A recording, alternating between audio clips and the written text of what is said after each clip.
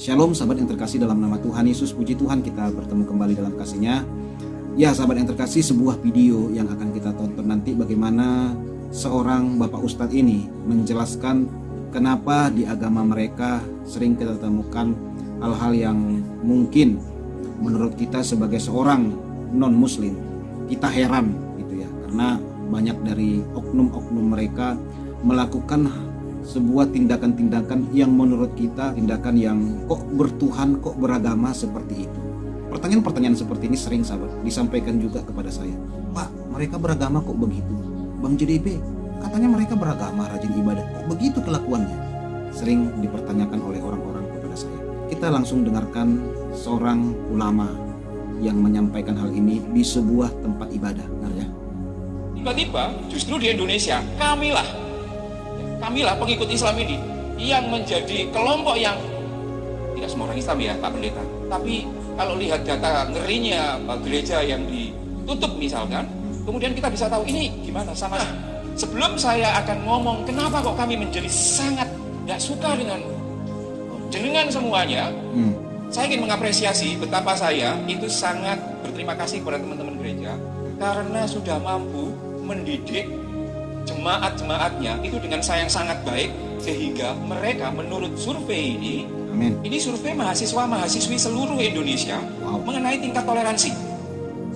Jadi mahasiswa-mahasiswi selain Islam itu ketika disurvei itu tingkat toleransinya paling tinggi. Haleluya. Nah, sayangnya kita harus tepuk tangan dulu sahabat untuk hal ini, luar biasa ya. Puji Tuhan ya. Kita ulangi sekali lagi. Selain Islam, itu ketika disurvei, itu tingkat toleransinya paling tinggi. Wow. Nah, sayangnya kami yang warna merah ini masih sangat intoleran. Artinya apa? Artinya bahwa pendidikan agama Kristen dengan perspektif Trinitarian itu ternyata mampu untuk mendorong warga jemaat ini untuk bisa berkontribusi secara konkret menyangkut soal toleransi. Nah terus umatmu ini ya kok masih seperti ini, terutama galak sekali. Orang Islam itu kan galak terhadap selain Islam, tapi kalau masih ke Magelang itu mas, ke Borobudur masih mau, ke Klenteng masih mau, tapi kalau ke gereja nanti dulu ini kan. Nanti bisa ditanyakan kepada mbak-mbak ini bagaimana perasaan pertama kali masuk di gereja. Yang ingin saya katakan bahwa gereja mendapat special attention terkait dengan dari pandangan Islam itu sendiri. Karena apa? Karena ada beberapa faktor itu sendiri. Next mas, saya akan terus menyatakan kenapa sih kemudian angkanya tinggi sekali persekusi. Nanti masuk ke Trinitarian. Saya ingin seperti ini Bu Bapak. Tidak mungkin kita bisa menolong orang yang sedang sakit kalau kita tidak memahami sakitnya, kita tidak memahami psikologi orangnya. Nah, kalau Ibu Bapak ngomong, kenapa kok tetanggaku yang awalnya itu toleran menjadi tidak toleran? Itu kenapa dan lain sebagainya. Nanti ini akan menjadi bekal. Jadi biasanya ketimpangan sosial itu, yang marah itu kan yang menjadi korban, gitu kan Mas? Tapi dalam konteks ini, konteks soal ide.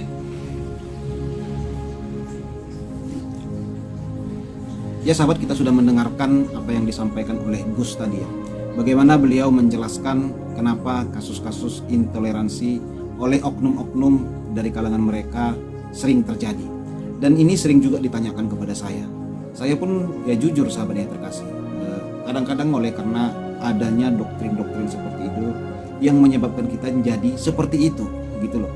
Kalau di kekristenan kan saya melihat ya, waktu saya masuk Kristen itu saya melihat bagaimana di sekolah minggu sejak anak-anak pun orang Kristen itu sudah diajarkan bertoleransi, mengasihi, bahkan mendoakan musuh-musuhnya, orang yang membencinya. Bahkan hebatnya lagi sahabat, anak-anak sekolah minggu itu sudah diajarkan bagaimana berdoa buat bangsa, buat negara, buat pemerintah, presiden, bahkan pemimpin-pemimpin di daerah mereka.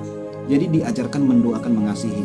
Saya kaget juga sahabat waktu masuk Kristen itu melihat bagaimana anak-anak itu dibimbing, diajari dengan hal seperti itu. Saya selama melihat kekristenan ini belum sekalipun saya melihat anak-anak Kristen atau anak-anak sekolah minggu diajarin oleh pendeta atau guru sekolah minggu berkata begini, adik-adik, kalau kamu melihat tetanggamu yang bukan Kristen, kafirlah dia. Tidak ada sama. Atau anak sekolah minggu itu diajarin, kalau kamu pergi ke rumah temanmu yang non Kristen, cek nak piringnya, hati-hati loh, tidak sesuai dengan kepercayaan kita, lihat cangkirnya, jangan minum di rumahnya. Tidak sahabat. Bahkan anak-anak Kristen itu tidak diajarin bagaimana cara mendemo, diajarin bagaimana membenci orang yang menista atau yang mengolok-olok kepercayaan Kristen. Tidak diajarin dari anak-anak sahabat. Tetapi kalau kita melihat ya, dari beberapa fakta yang sering terjadi ketika ada kasus demo-demo bawa-bawa agama, itu sering kita lihat ada anak-anak bawa-bawa bendera, bahkan mereka disuruh kadang-kadang teriak takbir gitu ya, untuk menutup gereja. Saya pernah melihat sebuah demo menutup gereja, itu dihadiri oleh banyak sekali anak-anak gitu, bawa bendera, bawa spanduk untuk gereja. Contoh saya pernah mendengar ya, bahwa saya pernah mendengar di dalam sebuah sekolah saudara kita Muslim, ketika gurunya itu berkata, ketika gurunya menyampaikan surat Al-Ikhlas, Qul huwallahu ahad, Allahu samad, lam yalid lam yulad, lam yakul lahu kufuwan ahad. Sesungguhnya Tuhan itu esa, tidak beranak, tidak diperanakkan. Lalu gurunya berkata, adik-adik, Allah Subhanahu wa taala tidak pernah beranak, tidak beranakkan. Apakah adik-adik pernah tahu ada Tuhan yang beranak? Katanya gitu. Nah, adik-adik yang di sekolah itu saya dengar gitu, pada nggak tahu, nggak ada yang tunjuk tangan, bingung gitu ya. Karena waktu itu sekolah TK anak saya tidak terlalu jauh dengan sekolah TK agama saudara kita Muslim ini. Jadi di depannya itu ada sebuah kedai. Jadi sambil nunggu anak saya suka minum kopi dulu di situ sambil mau jemput dia gitu ya sahabat. Anak-anak pada bingung. Nah, herannya sahabat, guru ini malah menjelaskan itu adalah orang-orang Nasrani. Nah, anak-anak kan bingung, Nasrani itu apa kan gitu ya. Dijelaskan Kristen. Nah, itu saudaraku, Tuhan mereka itu beranak. Sahabat, itu adalah isu bohong, perkataan bohong sahabat. Orang Kristen tidak pernah beriman kepada Tuhan beranak, dan Alkitab menolak Tuhan yang beranak, kekristenan menolak Tuhan yang beranak. Iman Kristen bertentangan dengan Tuhan beranak. Kalau ada pun surat Al-Ikhlas itu di kitab saudara kita umat Muslim, itu bukan untuk orang Kristen. Ya mungkin ada kepercayaan lain yang mengakui Tuhan yang beranak, itu loh. Tetapi itu bukan tertuju kepada orang Kristen. Nah, kenapa itu bisa disampaikan oleh guru agama ini, oleh guru sekolah ini kepada murid-muridnya dari kecil? Akhirnya murid-murid itu, Tuhan Kristen beranak gitu. Akhirnya mereka dibangun dengan isu-isu seperti itu, kebohongan seperti itu. Ya besarnya jadi seperti apa kan kita tahu sahabat. Sehingga akhirnya mereka begitu besar, mereka membenci, ini Tuhan beranak. Makanya kita heran kadang-kadang mereka sering berkata, Kristen menyembah kolor, menyembah salib, menyembah patung. Dari manalah mereka tahu isu itu sahabat? Pasti kan ada yang mengajari guru-guru mereka dahulu, kan gitu kan? Nggak mungkin mereka langsung tahu itu. Isu seperti menyembah kolor itu kan isu palsu, kebohongan yang luar biasa sahabat.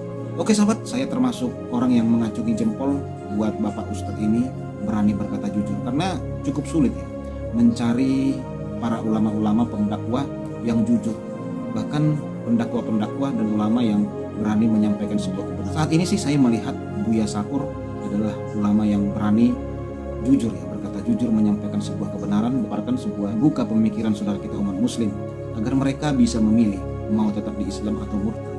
Bagi saya pemikiran seorang Buya ini termasuk saya acungin jempol. Kalau ada ulama-ulama yang toleransi, yang berani berkata jujur, keren bagi saya sahabat. Ya. Semoga Tuhan memberkati para pemimpin agama yang seperti ini ya, untuk menjalin toleransi, kebaikan buat bangsa ini untuk kemuliaan bagi Tuhan. Haleluya, demikian yang bisa saya sampaikan. Tuhan Yesus memberkati. Shalom.